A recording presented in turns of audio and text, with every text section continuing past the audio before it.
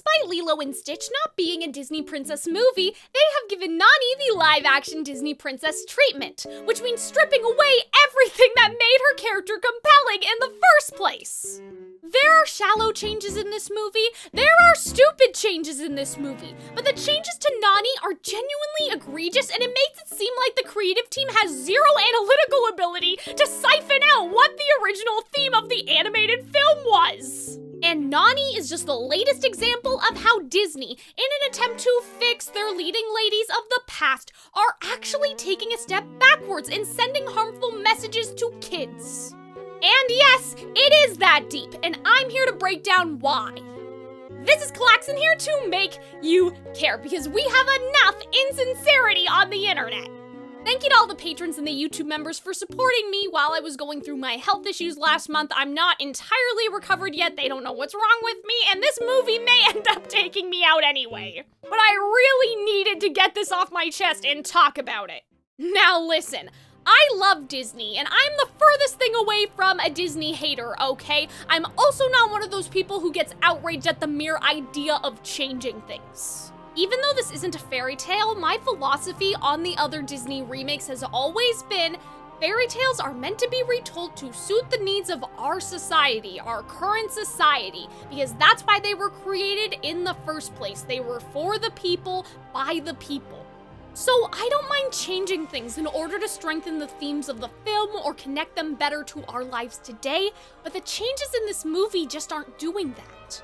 Some right-wing YouTube grifters are going to have a field day with Nani's rewrites and say that this is liberal propaganda and that Disney hates family-oriented women or something like that, and complain that Disney has gone woke.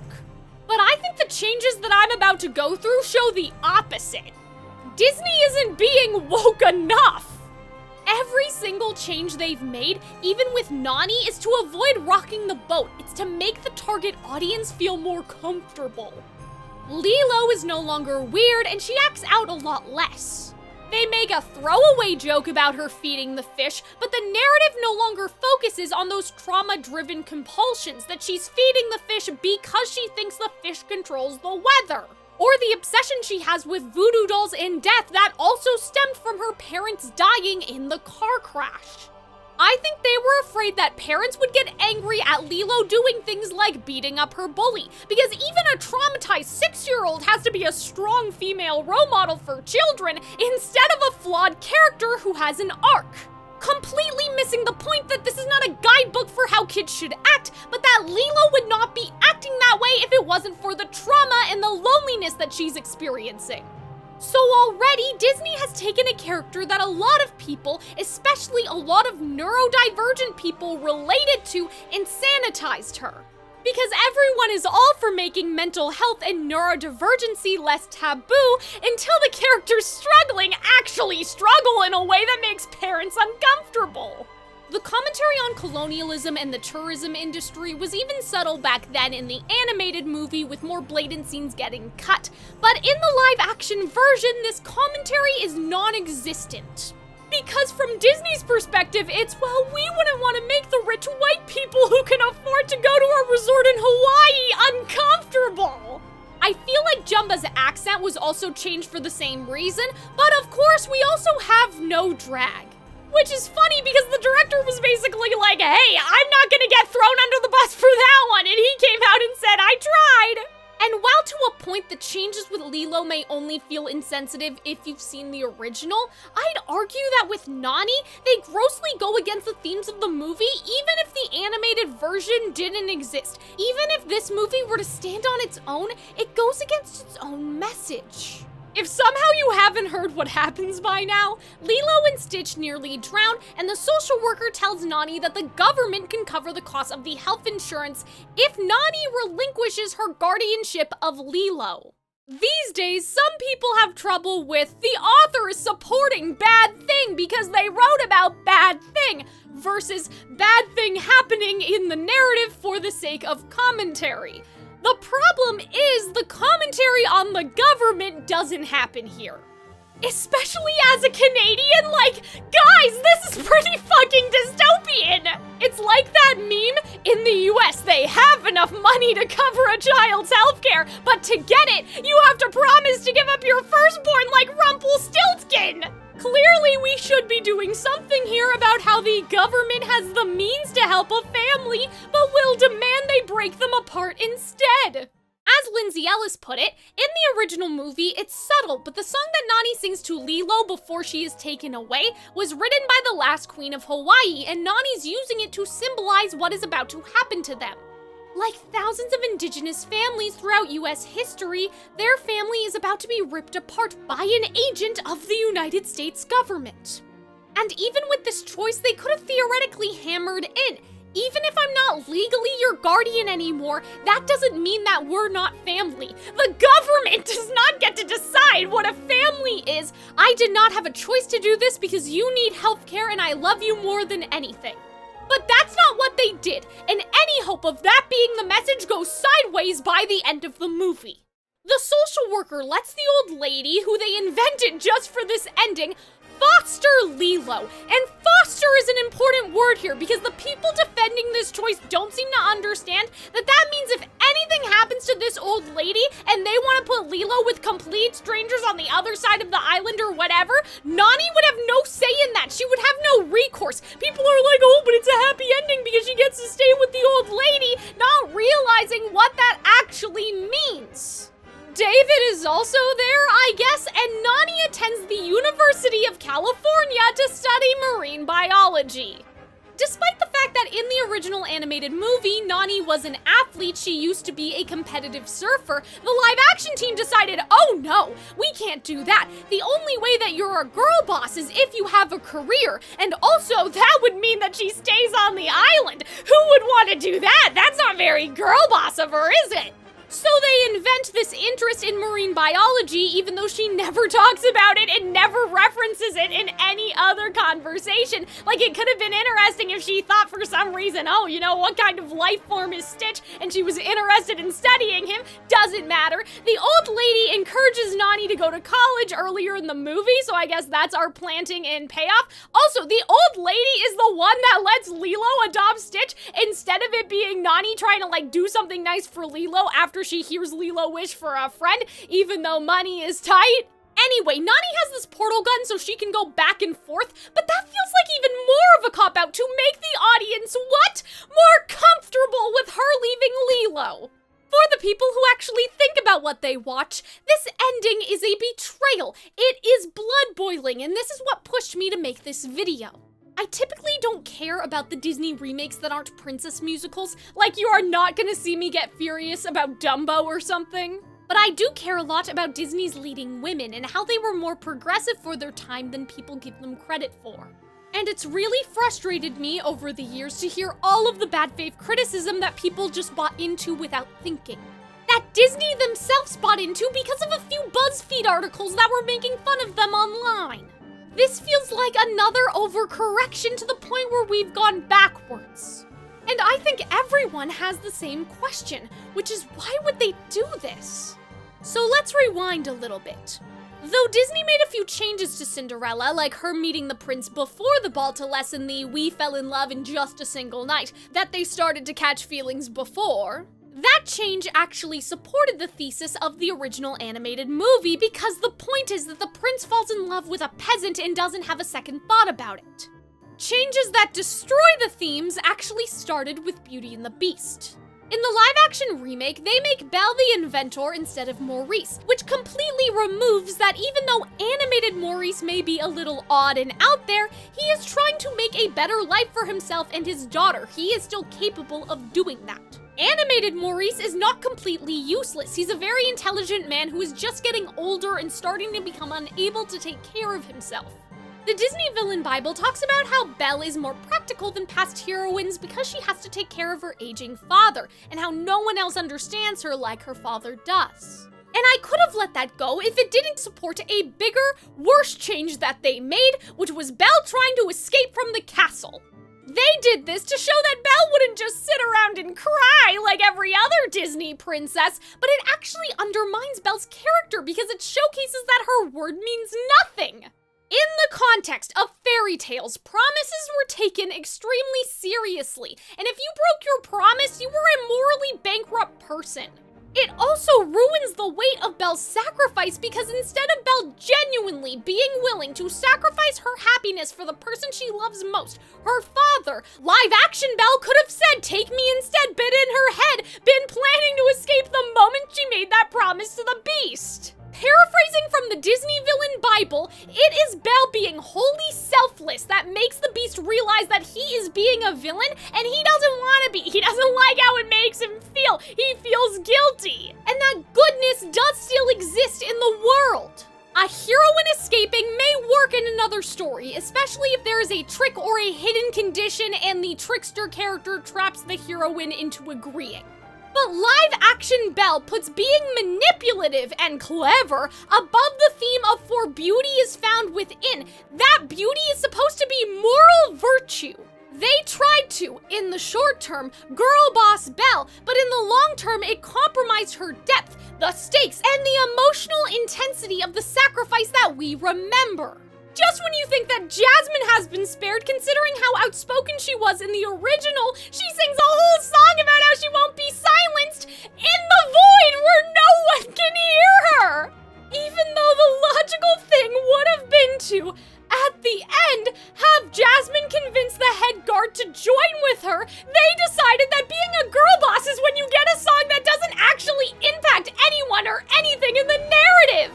They shallowly thought to themselves, "Jasmine never got a song, we need a girl boss song," completely ignoring Musical Theater 101, which is having a song transform the character and being integral to the story. But the script treats the song like an annoying interruption, a nuisance to the real story that's happening through dialogue.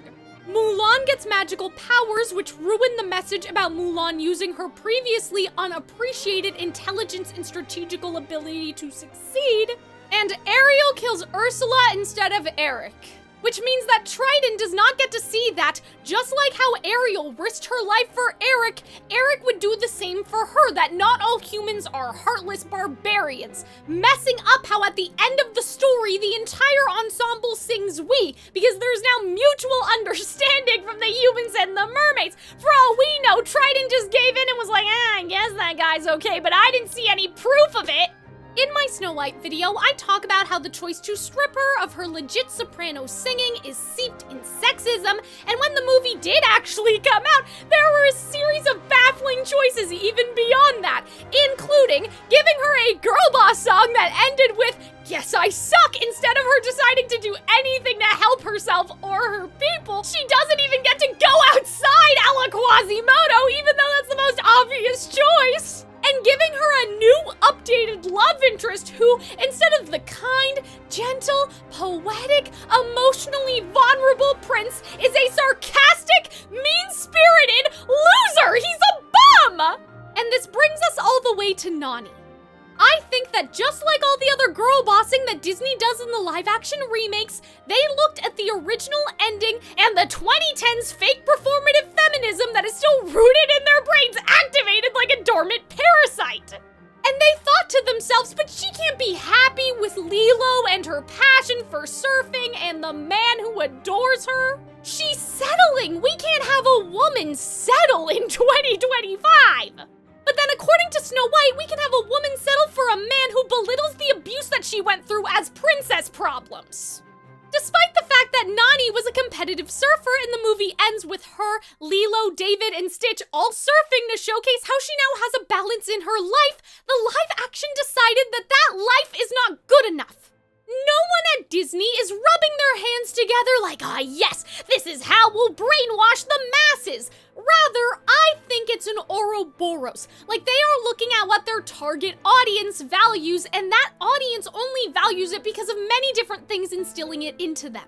There are a few hollow-headed people defending this choice because older sisters shouldn't have to sacrifice their lives. Let Nani choose herself for once. Everyone is better off. Nani deserves to be happy. Looking at Nani's happiness through their self-absorbed American culture versus Hawaiian culture. And yes, I do think that there is a connection to this rise and grind hustle culture. Here's how I made $100,000 in a year by working 2 jobs and being self-absorbed. Because Because it's never, oh, I'm grinding now so I can do art later in life, or so I can go on a vacation with my family. It is purely for bragging rights and to impress other people, either on social media or to brag to family members like, oh, look how successful I am. I truly think the issue is how self-centered and isolating American culture has become, and how the idea of community has been devalued. As I mentioned before, I'm Canadian, but my grandparents were Italian immigrants, so I grew up in that culture. The idea of moving out to be free at 18 and finally I'll be gone, I won't have to deal with my parents or my siblings or my grandparents anymore, as if living with the people you love is some prison that you can't wait to escape from, has always baffled me. How other people talk about their elderly as a burden has broken my heart. My grandparents grew up with both sets of their grandparents and even uncles, aunts, cousins, all living together in the same house. When my mom grew up, she lived with her parents and her grandparents, and I grew up that same way. And the people from this generation, like my grandparents, didn't just take care of their own kids. They would take care of kids that weren't theirs just because that was what you did.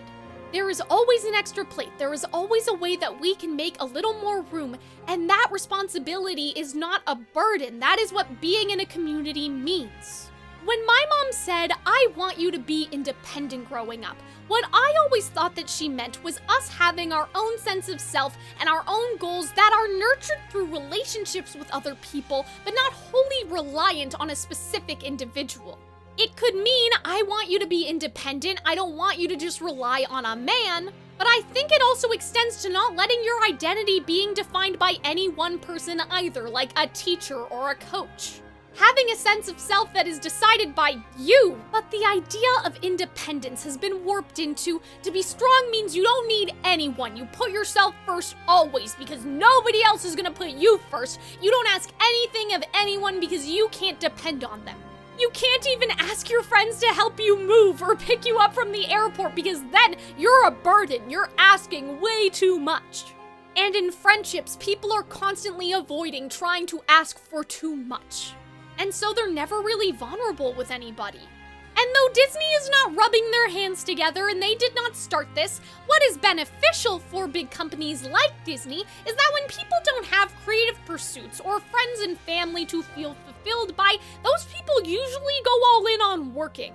It's framed as you're a loser if you have a job that just makes you happy and allows you to, spend your free time doing art and be with your friends? That makes you a loser! You're not ambitious enough! You need a career that makes you miserable like the rest of us have! And all of their self-worth starts to be defined by that career, which means people are more desperate to appease their bosses, and they get suckered into these workplaces with toxic cultures. And the people in these situations also tend to rely on nostalgia. And I'm saying this as someone who clearly loves Disney, like you can call me a Disney adult, right? But Disney benefits off of people working just to escape to Disney. I know people who always have a vacation booked, usually on their credit card, because it keeps them sane. And I understand needing something to look forward to, but it gets to a point. And for how all of this ties together, I think that what they were trying to do was, even if we're apart, we're still a family. But clearly this did not land for people given the reactions, and I think a huge part of that is Nani leaving for California, as if Hawaiians need to leave Hawaii to be successful. Don't take a shot every time I say I'm Canadian in this video, but as a Canadian, I've always found this funny, that American films act like the only two places where you can get a degree that has actual value are New York or California. Some people are arguing that they did this ending so Nani doesn't have to struggle anymore, and so she can have a better career to support herself and Lilo. But Nani was only struggling in the original movie because of Lilo, and then later on, Lilo and Stitch causing trouble for her.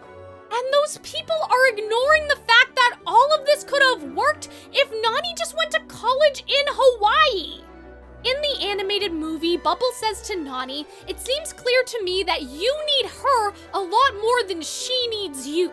So if you wanted to lean into that idea of codependency, they could have done, hey, I'm gonna enroll in college, which means we'll spend a little less time together. I have to study, I gotta go to class, I gotta do this, this, and this. So that Nani has especially a social life outside of Lilo. Like, we're not fixated to an unhealthy point on Lilo anymore, if you want to do that. But then it could have been, but I'm not leaving you. I will still be here. I am staying in Hawaii with you. I am doing this for us. It's the fact that she leaves her 6-year-old orphan sister who is still traumatized and goes to California that's gonna read like she wanted to get as far away from Lilo as possible, and that she genuinely believed that Lilo was holding her back and was a burden. And that's mixed into the elitism that a college in Hawaii apparently isn't good enough. And I think that's what kills me and drives me completely nuts. Just like with Snow White, there was a way to do this that did not completely ruin the character. You could have had the legit soprano who falls in love but also saves her people and is a leader and has a triumphant heroic song, but they believed that this was incompatible. With this movie, you can have the older sister put herself first for once, sure, but she doesn't need to put her only family dead last in order to do that. The animated movie already had the balance that I'm talking about by having Lilo still be an important part of her life, but also pursuing her relationship with David and professional surfing again. But Disney will fumble this every single time, because they aren't making these choices for people who actually care.